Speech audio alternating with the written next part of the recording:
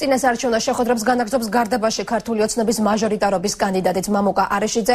ამჯერად გარდაბნის რაიონის სოფელ თაზაქენცსა და ბოტანიკაში ჩავიდა. მორიგ საინფორმაციო შეხვედრაზე მაჟორიტარობის კანდიდატმა ადგილობრივების პრობლემები მოისმინა და მათ ქართული ოცნების წინასაარჩევნო პროგრამა გააცნო.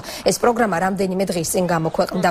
როგორც ადგილობრივი მოსახლეობა განმარტავს, სოფლებში ძირითადი პრობლემა უმუშევრობა და სახნავს ათასი მიწების არასწორად გადანაწილება.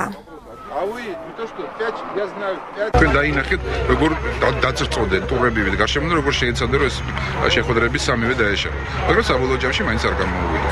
ერთგან გამოვიდა, ორი ხო შედგა. თავარი ის არის, რომ ადამიანები მოდიან მაინც შეხვედრაზე, ცდილობენ, რომ კონტაქტი დაამყაროთ, გამოძდეთ ეს კონტაქტი, ხვალინდელ დღეს იმედიანად უყურებენ და ძალიან სერიოზული პერსპექტივას ხედავენ აქ ამის გამო. კანალიზაცია არა გვაქვს. აქ სახლები არის, ერთ სამი სახლი, რომელსაც კანალიზაცია არ აქვს.